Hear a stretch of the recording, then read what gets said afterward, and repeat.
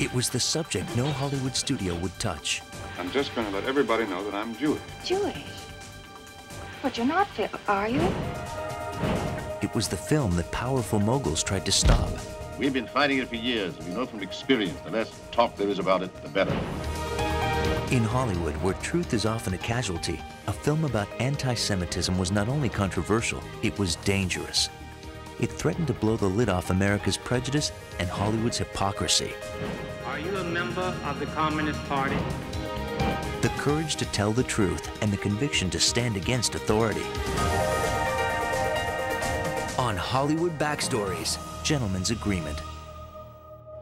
Look, I'm Jewish, and you don't take Jews. That's it, isn't it? I never said that. If you don't accept Jews, say so. Don't raise your voice to me, Mr. Green. You speak a little more quietly, please. Do you or don't you? Mr. Green, I'm a very busy man. Now, if you want me to phone for a cab or a room at the Brewster, I'll do so. Otherwise...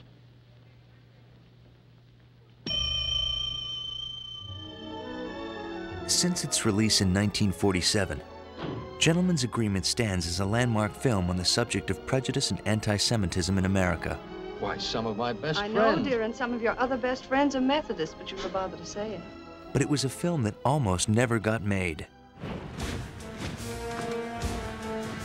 With the end of World War II, most Americans were eager to put the images of fascism and genocide behind them, confident that good had triumphed over evil. As far as they were concerned, prejudice, hatred, and anti-Semitism were European evils, as evidenced by the daily reports of the Nuremberg trials. The greatest trial in all history comes to a climax and close. At Nuremberg, the International Court first announces its verdict and then imposes sentence on the Nazi defendants. In October of '46 was the Nuremberg trials, and the evidence that was brought out in those trials actually spelled out the horrors of anti-Semitism. But what many Americans failed to recognize was that the same prejudice that had fueled Hitler's Germany was still alive and well and right in their own backyards. In some communities, there existed an unspoken rule, a gentleman's agreement not to rent or sell property to so-called non-Aryans. In 1946, author Laura Z. Hobson exposed this insidious form of bigotry with the novel Gentleman's Agreement. It was the story of a journalist who pretends to be Jewish in order to experience anti-Semitism firsthand. It had to do with the way you kind of swept something like this under the rug, that if this club restricted people, no Jews allowed, why then, you know, you didn't talk about it, it was just a gentleman's agreement.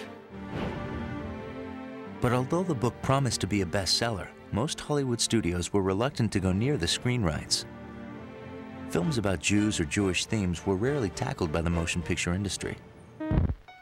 In fact, Jews on film didn't seem to exist at all, unless, of course, as grotesque stereotypes or comic parodies.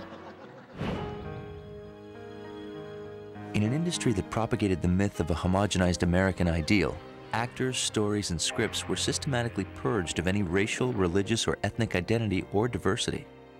Ironically, this literal whitewashing of the silver screen was largely the work of the powerful studio moguls, men who were themselves immigrants and almost entirely Jewish. The Jews that had escaped oppression came to a new country, wanted to identify with the country, and particularly the Jewish moguls were very patriotic. They created almost a myth, really, of American life, and we all lived up to it. Even more ironic was the fact that these otherwise powerful men were often the victims of prejudice and anti-Semitism. Virtually all were denied membership in some of Los Angeles' most established and restricted country clubs. Anti-Semitism was a subject as taboo as it was unsavory, and as long as it wasn't addressed on screen, the status quo could be preserved. But one powerful Hollywood executive dared to challenge the moguls and expose America's dirtiest secret: Darryl F. Zanuck. He hated anti-Semitism. He never had any racial prejudice that I know of. But he had prejudice against stupidity, and he had prejudice against big people taking on little people. And he was a little person. He left school at a very early age. He was totally self-educated, and he was driven to do something that would leave a mark and that would be important. And I think that he felt that breaking new ground in a way would stir the social consciousness of the country, and that was his stand. Zanuck's sense of adventure was very true in his own personal life. There was a certain daring about him. This was reflected in his filmmaking when he would undertake subjects that would be, if not exactly taboo, certainly would be questionable choices in those days, which included everything from problems of racism to the Okies traveling out west to the whole problem of insanity. He would say, if I want to make the movie, I'm going to do it. Unlike his fellow moguls, who were largely Jewish immigrants from Eastern Europe, Zanuck was a Protestant who came from the prairies of Wahoo, Nebraska, although his Dutch last name often made him a target for discrimination. There's a story that Zanuck tried to get into a restricted hotel and spent a couple of hours trying to convince reception that he wasn't Jewish, otherwise they wouldn't allow him in there. When Zanuck read the galleys for Gentleman's Agreement, he knew he had found a winning combination of content and controversy. He quickly paid $75,000 for the screen rights and braced himself for the firestorm of criticism he would receive from his peers. Mr. Darryl Zanuck took a lot of heat from the other studios. They all said, no, Darryl, don't do this, don't rock the boat, don't upset the apple cart, don't start talk. But now, Darryl Zanuck was going to drag anti-Semitism out of the closet and onto the big screen, and he needed to find a talented team of creative artists who had the guts to join the fight. Most actors and directors confided their concerns about tackling the subject. A few feared a backlash, blacklisting, or worse. Many who were Jewish feared exposure. But these issues only fueled Zanuck's desire to tackle the subject. Playwright Moss Hart signed on to write the screenplay, while respected Broadway veteran Elia Kazan came aboard to direct. He was very intense, very dynamic, and Zanuck had used him before in Tree Ghost in Brooklyn and also in Boomerang, so he knew what he could get from Kazan. To play the critical role of reporter Phil Green, Zanuck chose one of the most popular and respected stars in Hollywood, Gregory Peck. He was perceived as an ideal leading man. He wasn't too pretty, he wasn't too perfect, and the common person could relate to him, and sophisticates could relate to him, and he also looked like he was a thinking man. Zanuck also knew that audiences would immediately sympathize with Peck. They think you're Jewish? Look, Kathy, I don't think you understand. If this thing is going to work, the only chance is to go whole hog at it. It's got to go right through everything. Gregory Peck was joined by an illustrious cast that included rising stars Dorothy McGuire, Broadway actress Celeste Holm, Oscar winner Anne Revere, and tough guy leading man John Garfield, who accepted a supporting role because he believed so strongly in the film's message. Born Julius Garfinkel, Garfield was one of many Jewish actors who had changed their names to avoid discrimination. No one wanted to play the part in Gentleman's Agreement. Nobody wanted anyone to know that they were a Jew in Hollywood. I think it must have taken an enormous amount of guts for my father to take this part. We were all very deeply proud of doing a picture which dared to talk about anti-Semitism, which is something nobody talked about. It was there, but nobody mentioned it. As cameras began to roll in June 1947, the cast and crew knew they were about to make a film of substance and quality, but what they couldn't predict was the enormous impact the film would have on their lives, their careers, and on Hollywood itself. Gentleman's Agreement offered a controversial social issue presented within an intensely personal drama. It was the type of formula that had always worked well for Darryl Zanuck in the past. He wanted to be sure that although it was somewhat sensational subject matter, that it would be an entertaining film, and there would be a convincing love story, an adult love story. I've asked him to do a series on anti-Semitism. Break it wide open. Been wanting to do it for some time. Do I get a credit line? You? Yes. For what? Well, don't you remember, back around Christmas of last year, that Jewish school teacher resigning? I was the one who... Why, sure. I knew somebody was after me, but I forgot who. The plot has its first twist in this important scene in which journalist Phil Green tells his wealthy socialite girlfriend of his plan to masquerade as a Jew. Here it is. I'm just going to let everybody know that I'm Jewish, that's all. Jewish? But you're not, Phil, are you? Not that it would make any difference to me, but you said, I'm going to let everybody know as if you hadn't before and would now. So I just wondered. After screening the dailies, Zanuck ordered Kazan to reshoot the scene in order to make Kathy's surprised reaction as subtle as possible. The first time they shot it, in Zanuck's feelings, it was too strong, that her reaction was almost, great Scott. His point is that she wasn't anti-Semitic, yet she could fall into the trap, as so many people do. Jewish? But you're not, are you? It sort of touched all the bases. It touched the workplace, trying to get a lease on a home, the military. And it even had lines like, some of my best friends are Jewish. Why, some of my best friends. I know, dear, and some of your other best friends are Methodists, but you never bother to say it. The film was very carefully dotted with these little incidents that obviously happen in real life. Another example of art imitating life was the scene in which Phil Green confides his plans to his co-workers at the magazine. It echoed Zanuck's own real-life conversations with Jewish studio bosses about the making of Gentleman's Agreement. Mr. Green is going to do a series on anti-Semitism for us. Really? Do you mind my saying, as an old friend, I think it a very bad idea, John? The worst, the most harmful thing you can possibly do now. Not at all. Why is it a harmful idea? Because it'll only stir it up more. That's why. Let it alone. We'll handle it in our own way. The hush-hush way? We've been fighting it for years, and we know from experience the less talk there is about it, the better. The part of Dave Goldman was an unusual one for actor John Garfield, who was accustomed to playing intense, emotional leading roles. Here, Garfield was cast as an openly Jewish character, one who offered thoughtful advice to Phil as he comes to terms with society's secret intolerance. I'm saying I'm Jewish. Why, you fool. You crazy fool. And it's working? It works. It works too well. I've been having my nose rubbed in it, and I don't like the smell. Yeah. I can guess.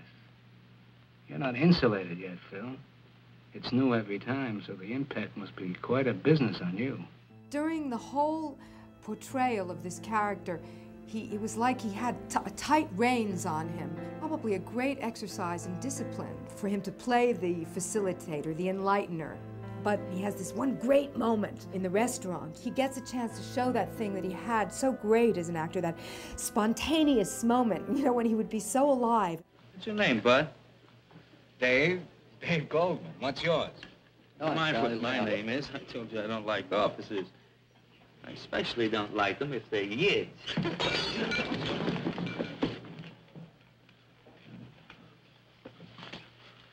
Sorry, sir. He's terrible when he gets all tanked up.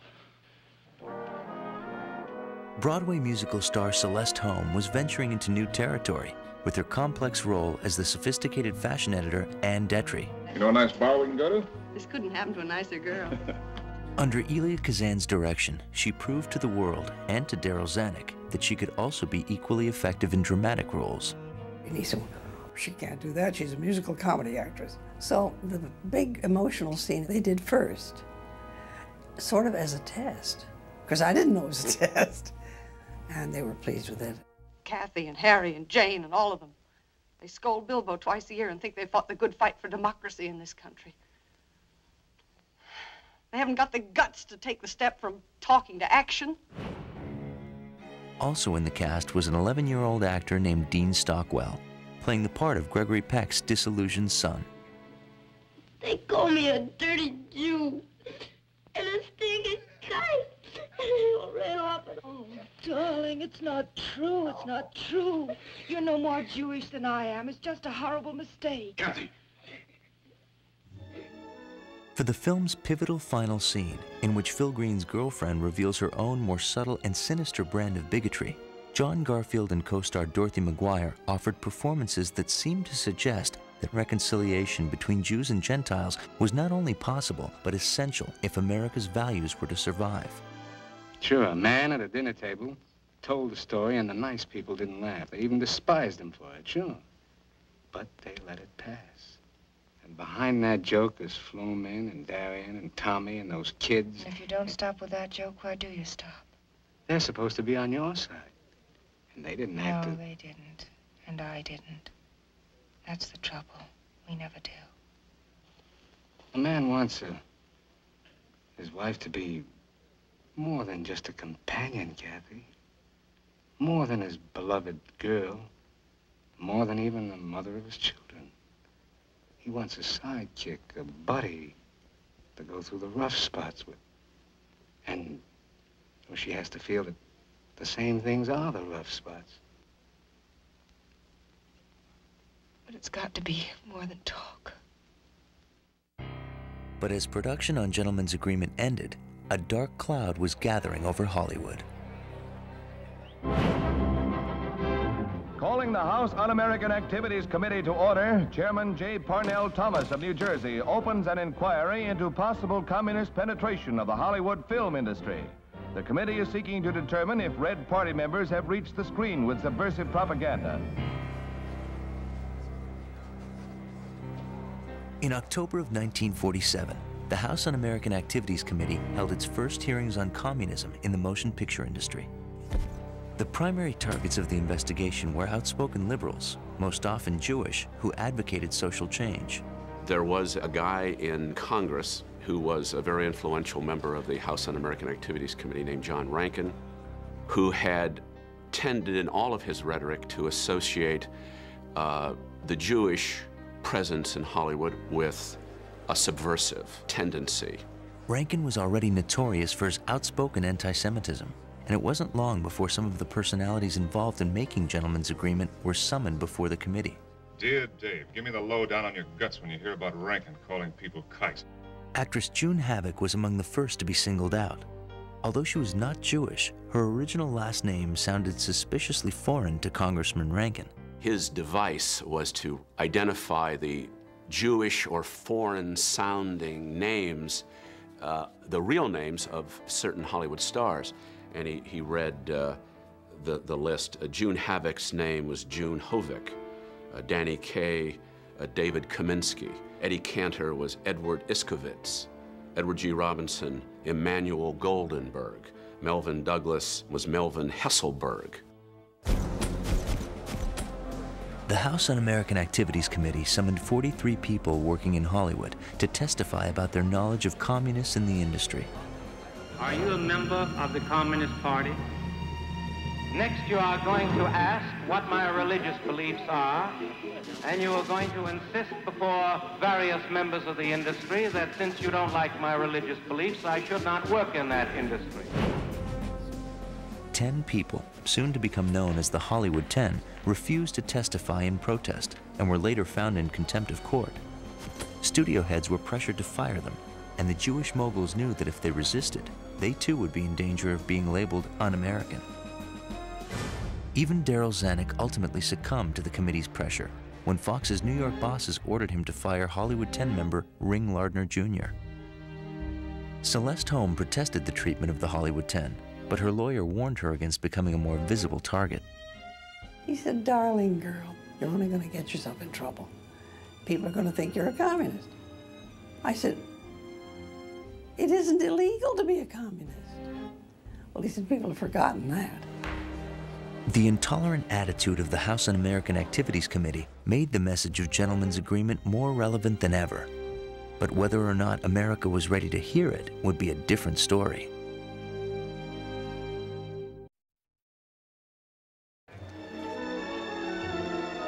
Gentleman's Agreement premiered on November 11, 1947. As Zanuck had predicted, the critics went wild, and the film was a box office smash. It became Fox's top moneymaker for 1948 and paved the way for hundreds of socially conscious films that followed. It was big box office, was also entertaining, was critically well received. I mean, that's what everybody wants to do, right? It kind of opened up the gates so that some of these social dramas had more of a venue than they would have had before. John Garfield, who plays in Gentleman's Agreement, accepts the award in behalf of producer Darryl Zanuck, who is honored. Thank you, Mr. Guernsey, on behalf of Mr. Zanuck and 20th Century Fox for this award, which reflects not only critical acclaim, but public acclaim for a picture that is not only fine entertainment, but that is honest and truthful. Gentleman's Agreement earned dozens of awards. Dean Stockwell received a special Golden Globe for his performance, and the film received 8 Academy Award nominations. On Oscar night, Celeste Holm walked away with the Best Supporting Actress award. I had thought before tonight that I had already received the greatest reward that an actress can have, which is to play a part in a picture in which one so wholeheartedly believes, as Gentlemen's Agreement. Thank you, everybody, for making this happen. Elia Kazan won his first Oscar for the year's Best Director. And at the evening's climax, Darryl Zanuck was both honored and vindicated when Gentlemen's Agreement was announced as the year's Best Picture. I want to thank Laura Hobson for writing a book. I want to thank Moss Hart for his screenplay. But there was no such happy ending for certain members of the Gentlemen's Agreement cast and crew. In the early 1950s, the House Un-American Activities Committee once again went hunting for suspected communists in Hollywood. Anne Revere's career was derailed in 1951 when she refused to name names before the committee. It would be nearly 20 years before she would appear in another motion picture. Elia Kazan was subpoenaed in 1952 and also refused to cooperate. But 3 months later, he returned and named 8 colleagues whom he identified as former communists. Everybody seems to feel that if Kazan had resisted the committee, he probably could have survived because he was clearly the most powerful, the most important artist of any who were called up in front of the committee. There have been a lot of falsehoods said about me. I was not pressured into testifying as I did. Nobody pressured me. Nobody from the government pressured me. It was entirely my own doing. It was my own conviction, still is. And the other thing was that I didn't gain a new contract. That was all said. That's a lie, out and loud lie. Zanuck called me in his office right afterwards and cut my salary. So it wasn't anything like that. It was just, I thought about it carefully. I tell you, if I had it to do over again, I would think more carefully perhaps and do the opposite. And then I'd think a little more and do the same thing. That's how I feel about it. John Garfield freely admitted his own left-wing past to the committee, but refused to name others. My father believed in loyalty, and he believed in a world that would be free for everyone. When they called him in front of the committee, he basically said, "Don't ask me about my friends, but I'll tell you anything you want to know about me." He danced around it. For the next year, Garfield was blacklisted from Hollywood, while the FBI followed his every move and even attempted to force him to testify against his own wife. In 1953, the actor was ordered before the committee once again. The night before he was to testify, he died of a heart attack. He was only 39 years old.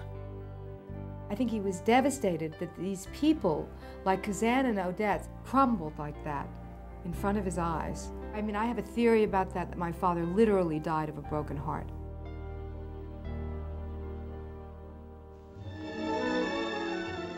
Gentlemen's Agreement sent Americans a message of tolerance at a time when they badly needed to hear it. Decades after its release, it remains a searing indictment on bigotry, as well as a tribute to the men and women who had the courage to bring the story to the screen.